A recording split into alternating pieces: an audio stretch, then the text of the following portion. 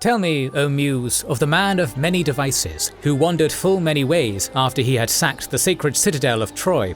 Many were the men whose cities he saw, and whose mind he learned, aye, and many the woes he suffered in his heart upon the sea, seeking to win his own life and the return of his comrades. It is with these words that Homer begins the epic poem of the Odyssey, one of the two archaic Greek tales that survive to the modern day. The story of the king of Ithaca's return to his native island spans 10 long and arduous years, taking up as many years of Odysseus' life as he spent besieging the gates of Troy. This is the story we will cover today, using the same structure as Homer himself.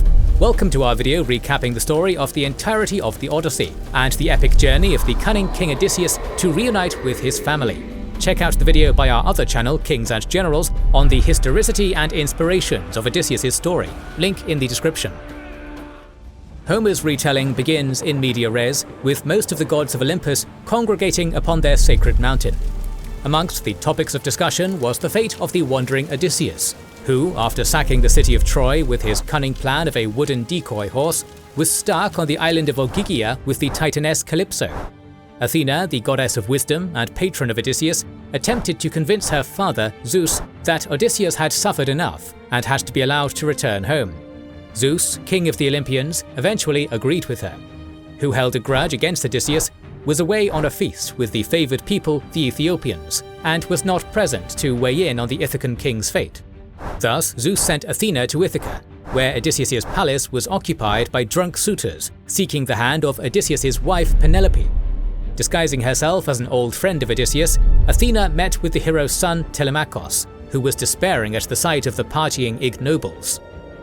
The goddess of wisdom convinced Telemachus to leave and seek other survivors of the Trojan War. During this time, the suitors were chastising Penelope, for she had told them that she would marry one of them when the shroud of her father-in-law Laertes was done, but she had been deliberately destroying it each night to prevent that from ever happening. Telemachus and Odysseus' old friend tried to chase off the suitors to no avail, such was their hubris. Thus the young prince first went to Pylos and then to Sparta. In both cities, he met the local kings, including the wise king Nestor of Pylos and King Menelaus of Sparta, recently reunited with none other than his prodigal bride, Helen of Troy. Upon hearing Telemachus' story, both kings said they believed his father Odysseus was stranded on Ogygia and urged the prince to kill the suitors. However, back in Ithaca, the suitors got wind of the travels of Telemachus and resolved to kill him. As these events unfolded, Odysseus was sitting by the shores of the magical island of Ogygia, nostalgic for his home and family. He had been stranded here for 7 years, in the company of Atlas's daughter Calypso. From far away, he saw Hermes, the psychopomp of the Olympians, appear on the horizon. The messenger god arrived with orders from Zeus himself. Calypso was to provide Odysseus with a raft with which he could sail back to his beloved Ithaca. Initially, Calypso protested, but eventually she acquiesced. The next day, Odysseus was on his way on a well-provisioned raft, happy to be returning home. However, amongst the seas, the god Poseidon was returning to Hellas from Ethiopia and saw the mortal he despised most returning home. Filled with fury, Poseidon churned up a massive storm that destroyed Odysseus' raft and cast him adrift in the ocean. However, not all of the gods of the sea were against our protagonist, for at that moment, a minor sea goddess called Leucothea rose from the waves as the cunning hero was holding onto the mast and gave him an enchanted handkerchief to protect him from drowning. Odysseus ended up on the island of Scheria with Athena's help, where a cultured people known as the Phaeacians lived. Stranded once more, Odysseus wandered across the forests until he found the daughter of the local ruler, Princess Nausicaa. After begging for the sacred right of hospitality, Odysseus was taken to the palace, where he was welcomed by the rich and wise King Alcinous. Subsequently, a feast was thrown in Odysseus' honor, as was customary in ancient Greece, even though the king did not know Odysseus' true identity and thought him to just be a washed-up stranger. There, the king and nobles showered the cunning hero with endless gifts and wealth and promised to help him return home. Alcinous noticed that whenever the name Troy was mentioned, the stranger would begin to cry. Thus, one night he asked him who he was and where he had wandered. It is then that Odysseus sat down and told everyone the tales of his long and tortuous journey. The story now transitions to 10 years prior, right after the sack of Troy by the Hellenes. Odysseus was in command of his ships and was eager to go home, but had no idea what was to come.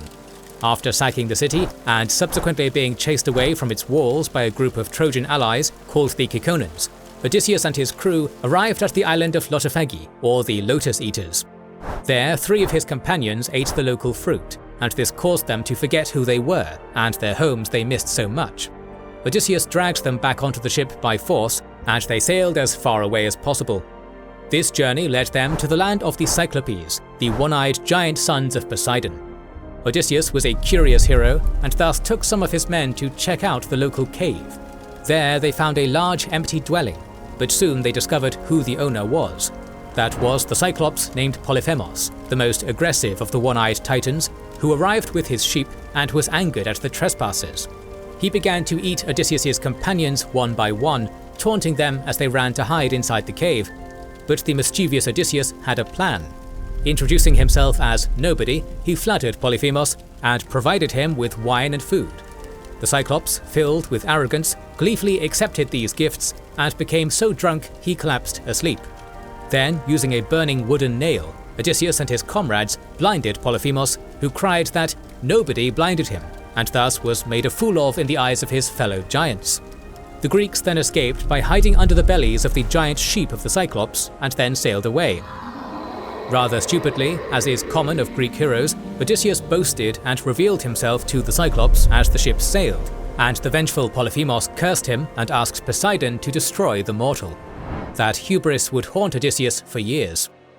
From the Cyclopean islands, the Ithacans next went to the island of Aeolus, god of the winds. After a hospitable welcome, the Wind King gave them a bag of all the winds, and ordered the western wind, Zephyros, to guide them home.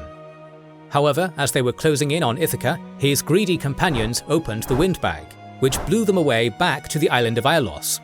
The Aeolians shooed them away, calling them cursed people, and forcing the Greeks to sail away. From the Wind Island, the Ithacans passed by the land of the Laestrygonians, gigantic cannibals who bombarded them with stones and destroyed all but one of Odysseus' ships. After this tragedy, they managed to survive on the island of Aiaia. There, a few of Odysseus' comrades wandered off for provisions and found a palace where they were welcomed by the sorceress Circe. Luring them in with a feast, the mighty witch then touched them with her wand, turning them into pigs, and then promptly putting them in a pen. Odysseus soon grew suspicious and marched off to find his companions, but was stopped by his ancestor, the god Hermes. He gave him a herd that made him immune to Circe's magic, and thus the hero walked in, had a hearty souvlaki-filled feast, and then wrestled off Circe, freeing his compatriots. After this, the sorcerers turned amenable and began hosting Odysseus' crew in earnest. There, they stayed resting for a year, after which, on the advice of the witch, they sailed towards the sunset. There, they reached the ends of the earth and committed sacrifices at the gates of Hades. There, Odysseus met with the ghosts of the dead, coming face to face with Achilles and Patroclus of Trojan fame, his mother, and King Agamemnon, who had been murdered by his wife. Odysseus also saw the seer Tiresias, who prophesied his troubles going forward. After this harrowing experience, the Ithacans returned to Circe, received advice and provisions, and then set off to go home. Leaving the enchanted island behind, the Greeks set forth for their greatest challenges yet. Their first obstacle was the island of the Sirens, birds with the heads of women who sang beautiful songs that lured sailors to crash, drown, and be eaten by them. Odysseus plugged everyone's ears with earwax and then tied himself to a mast to hear the song. They passed through safely, despite Odysseus being temporarily enchanted by the melodious magic. After this, they passed through the domain of Scylla, a multi-headed woman monster, and Charybdis, a large beast resembling a water cyclone.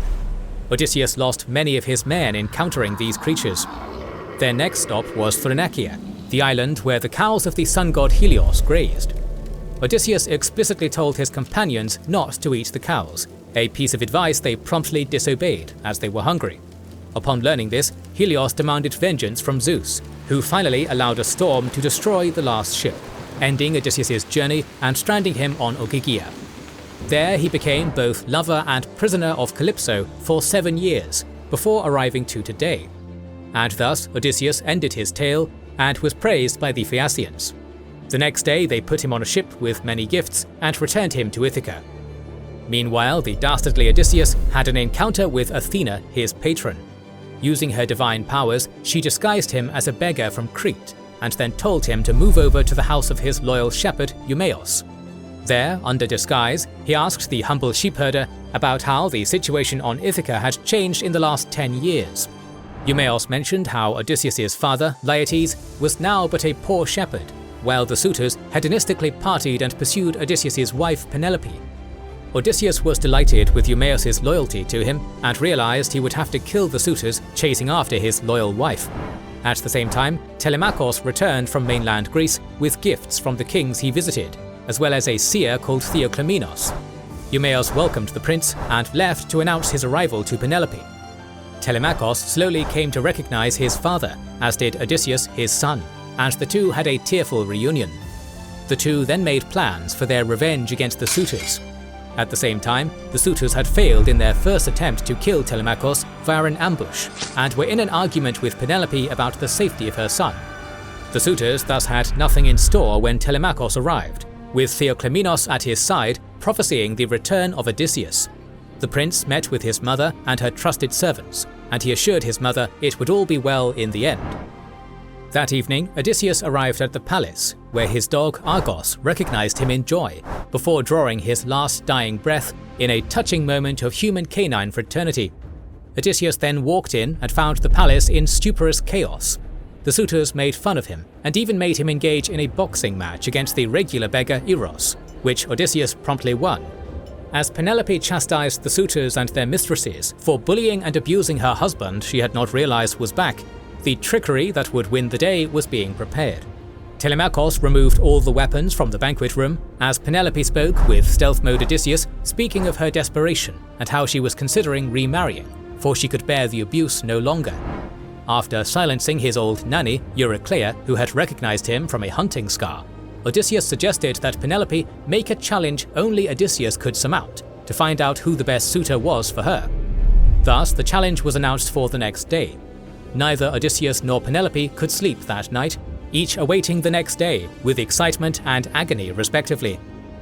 As the day dawned, and Odysseus was subject to abuse by his shepherd servants who had not recognized him, the challenge was revealed. Penelope announced that her new husband would be whoever could manage to stretch the bow of Odysseus and also shoot an arrow through the hole of 12 axes. Telemachus tried to achieve this first, and was about to succeed before Odysseus gave him a signal to stop, as there was a risk of him being killed by the suitors he had succeeded. The suitors, as usual, were rowdy, drunk, and arrogant, and one by one they tried to achieve this difficult feat. Theoclymenos continuously prophesied their doom, but they would hear none of it, as each tried and failed to shoot the arrow through the axes. After each suitor revealed himself to be a failure with the bow and arrow, the disguised Odysseus asked if he could try to shoot the arrow. The suitors laughed at this, but Penelope acquiesced, and thus the trap was set. The doors of the palace were closed by Eumaeus as Telemachus escorted his mother away, and Odysseus stretched the bow with ease. Before the horrified looks of the suitors, and while Zeus sent thunder as a divine signal, Odysseus revealed himself and shot the arrow through the 12 axes. Telemachus appeared fully armed, and father and son turned to avenge Penelope and the royal house. The first to die was the leader of the suitors, Antinous, and despite attempts to compromise by others, Odysseus rained death by bow and arrow on the trespassers. It was a bloodbath. Telemachus, Phleotios, Eumaeus, and Odysseus shot arrows and sliced with swords, cutting down the suitors. The mistresses of the suitors and the shepherds, all of whom were servants who had collaborated with the suitors, were all cut down as well. After ritually cleansing the space, Odysseus asked for Penelope to come.